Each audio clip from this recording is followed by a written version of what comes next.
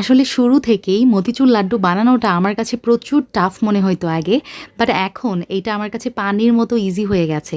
আর আপনাদের ভাইয়ার তো মতিচুর লাড্ডু অনেক ফেভারিট। আমি যখন এটা তাকে বানিয়ে ফার্স্ট টাইম খাইয়েছি, মানে লিটারেলি সে আমাকে বলছিল কোন মিষ্টির দোকান থেকে নিয়ে আসছো, বুঝেন অবস্থা। এতটাই সফট আর এতটাই মজা, মুখে দিলে গলে যাবে এই রকম। আজকে এরকম একটা পারফেক্ট রেসিপি আপনাদের সঙ্গে শেয়ার করছি। ফার্স্টে একটা বাটিতে আমি নিয়ে নিলাম 1 কাপ পরিমাণ বুটের ডাল। বুটের ডালের মধ্যে যথেষ্ট পরিমাণ পানি দিয়ে আমি কিছুক্ষণ কচলে কচলে ধুয়ে নিব। অনেকেই জানেন ডালের মধ্যে ময়লা থাকে, সো অ্যাজ অবভিয়াস ডালটা খুব ভালোভাবে পরিষ্কার করে ধুতে হবে যতক্ষণ না পর্যন্ত ডালের পানিটা স্বচ্ছ কালার হয়ে আসছে।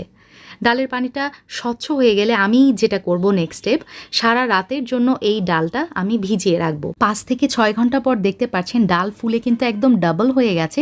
আর হাতের সাহায্যে ভেঙে আপনাদেরকে দেখিয়ে দিলাম ডালের মধ্যে কিন্তু কোনো মাজি নেই। আসলে এই রকম ডালটাই আমি চাচ্ছিলাম, একদম পারফেক্টভাবে আমার ডালটা ফুলে গেছে।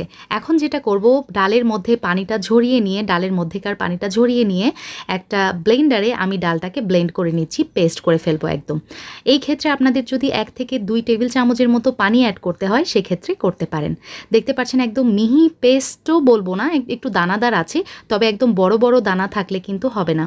আপনি চাইলে সেগুলো বেছে নিয়ে আবারও ব্লেন্ড করে নিতে পারেন।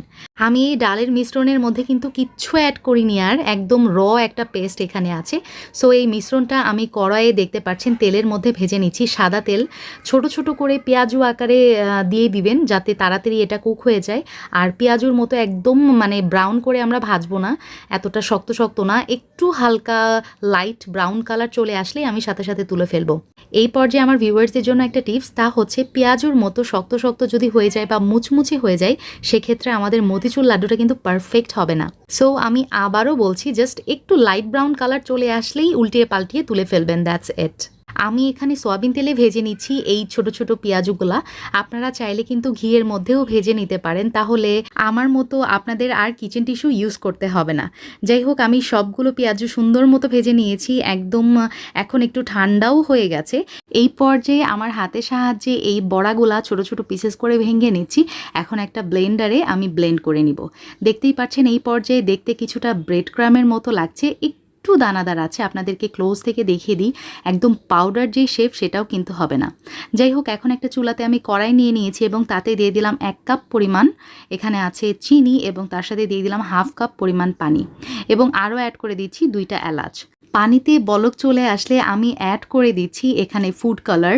আপনারা চাইলে আপনাদের পছন্দ মতো ফুড কালার কিন্তু এখানে ইউজ করতে পারেন।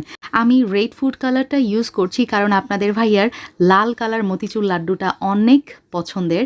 অনেকে অরেঞ্জ ফুড কালারটা ইউজ করে, ইয়েলো ফুড কালারটা ইউজ করে। সো আপনাদের পছন্দ মতো আপনারা যে যেটা পছন্দ করেন সেটা কালার মানে মিলাই নিতে পারেন। আর এখন আমি অ্যাড করে দিচ্ছি লেবু, কয়েক ফোঁটা লেবুর রস আমি এখানে দিয়ে দিলাম যাতে আমার এই যে চিনি শিরাটা ক্রিস্টালাইজ না হয়। আর দেখতে পাচ্ছেন কিছু সময় জাল দেওয়ার পর, 3 মিনিটের মতো জাল দেওয়ার পর আমার চিনি শিরাটা তার কনসিস্টেন্সিতে চলে আসছে। এই পর্যায়ে ওই যে আমি ডালের বড়াগুলো ব্লেন্ড করে রেখেছিলাম সবগুলোই এখন মিলিয়ে দিচ্ছি আমি কড়াইয়ের শিরার সাথে।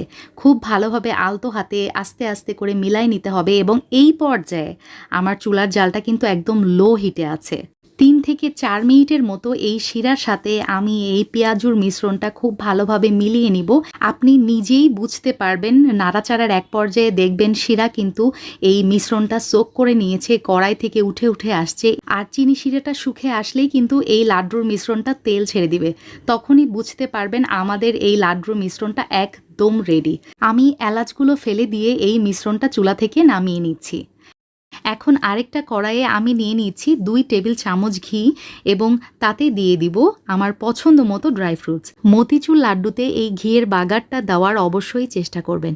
এই বাগারটা দিলে লাড্ডুর টেস্ট আরও বহু গুণে বেড়ে যাবে। দেখতে পাচ্ছেন আমার কিশমিশগুলা ফুলে ফুলে উঠছে, তার মানে আমার বাদাম এবং কিশমিশ ভাজাটা কিন্তু একদম হয়ে গেছে।